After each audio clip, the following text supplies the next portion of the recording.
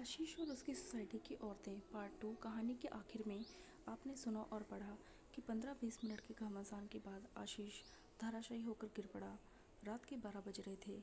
आशीष को पहनने के लिए सीमा ने अपने पति की शॉर्ट्स और टी शर्ट दी। चलते समय एक किस देकर आशीष सीमा के घर से निकल आया। अब आगे। आए दिन आशीष अब सबको अच्छे से स्विमिंग करना सिखाता रहा। अब पूल में उसने महसूस किया कि पंकज और सारिका उससे नज़दीकी बढ़ा रहे हैं। दोनों अच्छे लोग लगे उसको। पूल से बाहर आकर पंकज कभी आशीष को ज़बरदस्ती क्लब में ले जाकर कॉफ़ी या शेक ऑफ़र कर देता। हालांकि सीमा और रीमा उसको हंसी हंसी में टोक देती कि बेटा बचकर रहना सारिका से, पर बात हंसी तक ही रहती। पर कभी कभी आशीष को भी लगता कि कहीं ना कहीं कुछ तो लोचा है, क्योंकि सारिका भी उससे कई बार घर आने को कह चुकी थी। फिर एक दिन तो पंकज का फ़ोन आ ही गया कि आज रात को पूल के बाद डिनर वो उनके घर पर करे। पंकज बहुत रिफाइंड टेस्ट वाला व्यक्ति था और सारिका ने भी अपना फ्लैट बहुत खूबसूरती से सजा रखा था। उनका एक ही बेटा था जो अपनी नानी के पास गुरुग्राम में रहता था और वहीं पढ़ता था।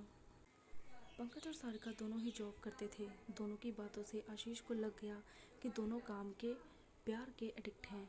उनकी लाइफ में प्यार और नॉनवेज बातों की बहुत जगह है। पंकज ने आशीष से पूछा कि वो ड्रिंक्स लेगा। असल में वो और सारिका तो नियमित रूप से लेते थे। आशीष ने कह दिया ओके। सारिका ड्रिंक बना लाई। उसने प्लाजो और काफ़ी ढीला रेड टॉप पहना था। उसके हाथ पैरों में रेड नेल पेंट बहुत ही खूबसूरत लग रहा था और उसे एक खूबसूरत लुक दे रहा था। पंकज एक के बाद एक नॉनवेज सुना रहा था। सारिका आशीष के बिल्कुल सामने बैठी बस मुस्कुरा रही थी, पर उसने एक पल के लिए भी अपनी निगाहें आशीष के चेहरे पर से नहीं हटाई थी। तभी पंकज का फ़ोन उसके एक विदेशी क्लाइंट का आ गया। पंकज फ़ोन पर बातें करते करते दूसरे कमरे में चला गया। अब सारिका ने आशीष से उसके शौक, लाइफ आदि पर बातें करनी शुरू कर दी। आशीष को सारिका बहुत टैलेंटेड और व्यवहार कुशल लगी। अब सारिका उसके पास ही सोफे पर आकर बैठ गई। आशीष ने अपना ड्रिंक ख़त्म कर लिया था तो सारिका ने ज़बरदस्ती उसका ड्रिंक फिर भर दिया। आशीष नहीं चाह रहा था, पर सारिका की शोखी और नफासत उस पर हावी हो रही थी। सीमा, रीमा, रजनी और सारिका में ये फ़र्क था कि वो तीनों बिंदास थी, पर सारिका को हाथ लगाने की हिम्मत आशीष में नहीं थी। हालांकि सारिका उसके बिल्कुल बगल में बैठी थी और उसकी निगाहें उसी के चेहरे से लगातार चिपक रही थी। उसके लाल होठ बिना बोले भी उसको बुला रहे थे, पर वो तो मंत्रमुग्ध सा बैठा था। सच में वो यही सोच रहा था कि काश उसे जो भी बीवी मिले वो सारिका जैसे ही हो। सारिका पंकज के फ़ोन पर बात करने से नाराज़ थी। वो आशीष से बोली, पंकज का तो बस यही है, मूड बने तो इसका फ़ोन आ जाता है, फिर कितनी देर बाद ये फ्री होगा पता नहीं। आशीष को सारिका वहीं रखे डिजिटल फ़ोटो फ्रेम में अपने और पंकज की बाहर घूमने की फ़ोटो दिखाने लगी। फ़ोटोज़ विदेशी दौरों, पहाड़ों और समुद्री तटों की थी। सभी फ़ोटोज़ में वो बहुत सुंदर लग रही थी। समुद्री तटों की फ़ोटोज़ में तो वो 2 पीस में थी। सारिका को ये सब फ़ोटोज़ आशीष को दिखाने में कोई झिझक नहीं थी। पंकज बीच में एक बार आकर इशारे से बस जल्दी ही आने को कह गया था। अब सारिका ने आशीष का हाथ पकड़कर कहा, चलो तुम्हें अपना फ्लैट घुमाती हूँ। हालांकि फ्लैट्स में ज़्यादा घुमाने को कुछ नहीं होता। सारिका पंकज के बेडरूम में एक बड़ा सा टीवी लगा था, जिस पर सारिका ने बेबाकी से बताया कि पंकज को बेड पर लेटकर उल्टी सीधी क्लिपिंग्स देखने का बहुत शौक है। उनका बाथरूम भी बहुत सुंदर था और बड़ा था। आशीष ने सारिका से माफ़ी मांगते हुए बाहर वॉशरूम इस्तेमाल करने की इजाज़त मांगी। सारिका ने बड़ी बेबाकी से कह दिया, आप ये वॉशरूम ही इस्तेमाल कर लो, कहकर वो बाहर चली गई। आशीष ने वॉशरूम का गेट बंद किया और जब वो यूज़ करके बाहर आ रहा था तो उसने गेट के पीछे टंगी सारिका की लाल रंग की नाइट ड्रेस देखी। ड्रेस बहुत ही सुंदर थी। इनके साथ एक शॉर्ट गाउन भी टंगा था। कोने में धोने वाले कपड़ों की एक बांस की ढक्कनदार बकेट रखी थी। अब आशीष के मन में एक कीड़ा जाग गया। उसने बिना आवाज़ किए उस बकेट का ढक्कन उठाया। उसमें ऊपर ही सारिका के कपड़े पड़े थे। आशीष ने उसके कपड़े उठाकर देखा। उसके दिल दिमाग पर अब सारिका हावी हो चुकी थी। अब आशीष ने वो कपड़ा चुपके से अपनी पॉकेट में रख लिया और बाहर आ गया। अब तक पंकज भी आ चुका था। वो और सारिका चिपक कर बैठे थे। उनका पोस्चर देखकर ही लग रहा था जैसे पंकज ने सारिका को किस किया हो। उसने आशीष को सॉरी बोलते हुए एक और ड्रिंक के लिए पूछा, पर आशीष ने स्पष्ट मना कर दिया। पंकज ने सारिका को डिनर लगाने के लिए बोला। हंसती हुई सारिका उठी और आशीष के पास से निकलती हुई उसको बैठने के लिए बोली। अब उसको भी हंसी आ गई और उसने सारिका से कहा, आपकी लिपस्टिक फैल गई है, उसे ठीक कर लें।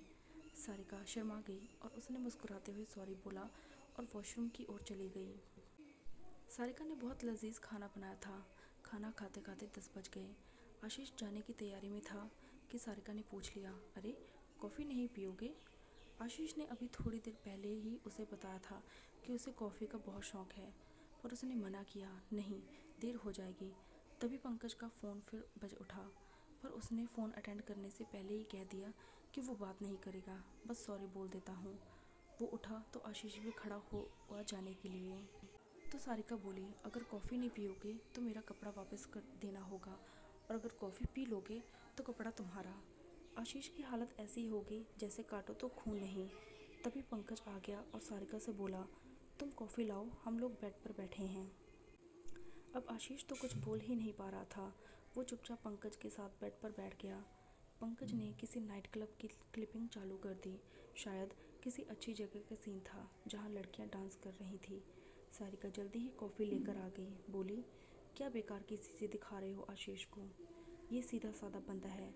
वह भी कॉफ़ी लेकर बेड पर बैठ गई। वो अपने लिए कॉफ़ी नहीं लाई थी। आशीष के पूछने पर वो बोली कि उसे रात को कॉफ़ी पीने से नींद नहीं आती। पंकज ने सारिका से कहा, तुम चाहो तो चेंज कर लो, फिर आराम से बैठना। आशीष से क्या शर्म। सारिका ने भी मना किया तो आशीष ने भी कह दिया, हाँ इसमें क्या है, और अब आपको सोना ही तो है। आशीष जैसे ही पंकज के साथ कमरे में घुसा था, उसने चुपके से सारिका के कपड़े को वॉशरूम में दूर से ही फेंक दिया था।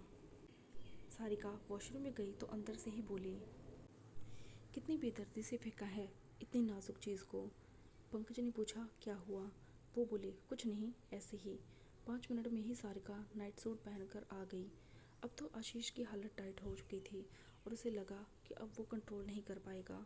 सारिका ने बहुत ही अच्छा स्प्रे किया हुआ था। आशीष को अपनी ओर घूरते देख सारिका ने एक कातिल मुस्कुराहट उस पर डाली और लाइट बंद करके एक मध्यम रोशनी जला दी और रिमोट से ही टीवी बंद कर दिया। पंकज ने पूछा, ये क्या कर रही हो? तो सारिका हंसकर बोली, तुम्हारे पास तो मैं हूँ आग बुझाने को, पर आशीष की आग कौन बुझाएगा, इसलिए आग पर पानी छिड़ककर उसे बढ़ने से रोक रही हूँ। पंकज के मन में क्या था ये तो सारिका जानती थी। उसने हंसकर सारिका को अपने और आशीष के बीच बैठा लिया। सारिका ने संकोच किया भी, पर वो जानती थी कि पंकज को अब खुराफात सूझ रही है और वो मानेगा नहीं। पंकज ने एक हल्की आवाज़ में म्यूज़िक लगा दिया था। कमरे का माहौल बहुत हसीन या कहिए रंगीन हो रहा था। सारिका के बैठते ही पंकज ने उसे किस किया तो सारिका बोली, क्या कर रहे हो? पंकज बोला, आशीष तो हमें कई बार देख चुका है। आशीष बोला, अब मैं चलता हूँ। वो खड़ा हुआ तो पंकज ने बैठा लिया कि 5-10 मिनट में चले जाना। पंकज माफ़ी मांगते हुए वॉशरूम गया। वॉशरूम के डोर लॉक होते ही सारिका ने आशीष को अपनी ओर खींच लिया और उसके होठों से होठ मिला दिए। अब आशीष की आग भी भड़क उठी थी। जो लड़की पिछले 2 घंटे से उसके दिलो दिमाग पर हावी हो चुकी थी, अब वो उसकी बाहों में थी। आशीष ने सारिका को बेड पर लेटा दिया और खुद उसके गले लग गया। तभी पंकज की आवाज़ आई, ये तुम दोनों क्या कर रहे हो? आशीष बहुत ज़्यादा डर गया और वो जल्दी से उठकर खड़ा हो गया। पंकज ने आशीष को पकड़ा और कहा, अरे तुम लोग तो शुरू हो गए, मेरा इंतज़ार भी नहीं किया। आशीष ने हटना चाहा तो सारिका बोले, अब नहीं, क्योंकि पंकज भी तो यही चाहता था। इस कश्मकश में कब आशीष के हाथ सारिका के कंधों के नीचे चले गए पता ही नहीं चला। सारिका ने हाथ बढ़ाकर नाइट लैंप भी बंद कर दिया। अब कमरे में अंधेरा था, बस हल्की सी रोशनी म्यूज़िक प्लेयर से आ रही थी। सारिका ने पंकज से कहा, तुम भी आ जाओ। पंकज ने फुर्ती से कपड़े हटा दिए और आशीष से भी ऐसा करने को कहा। आशीष जैसे ही खड़ा हुआ, इधर पंकज ने सारिका के कपड़े एक तरफ कर दिए। अब तीनों बिल्कुल आज़ाद थे। पंकज सारिका के होठों से जुड़ गया और एक हाथ से उसके कंधे दबाने लगा। उसने आशीष को इशारे से नीचे झुककर काम करने को कहा। आशीष नीचे हो गया और कमाल दिखाने लगा। सारिका पूरी तरह चित्त हो गई। उसकी सांसें तेज थीं। कमरे के अंदर चल रहे म्यूज़िक को भी पीछे कर दिया था। सारिका ने आशीष के बालों को पकड़कर उसे ऊपर खींचा तो आशीष उसके कंधे दबाने लगा। पंकज ने तो सारिका की मसाज भी शुरू कर दी थी। सारिका अब बड़बड़ा रही थी, जानू और तेज़ मसाज करो और तेज़ मसाज करो मेरी जान, बहुत दर्द हो रहा है। आशीष ने तो सारिका के होठों से अपने होठ मिला दिए। सारिका ने भी उसके बालों को पीछे से ज़ोर से खींचा और किस को मजबूत कर दिया, मानो एक दूसरे में समा जाना चाहते हो। सारिका ने पंकज को कहा, अब ये दर्द बर्दाश्त नहीं हो रहा। पंकज ने तुरंत अपना काम शुरू कर दिया जिससे सारिका को दर्द से निजात मिल सके। आशीष भी अपना दर्द कम करना चाहता था, इसलिए उसने सारिका को मुंह का कमाल दिखाने को कहा। सारिका ने आंख मारते हुए अपना काम शुरू कर दिया। तीनों ही अपने अपने काम में लगे हुए थे। आशीष को लगा कि उसका काम खत्म होने वाला है।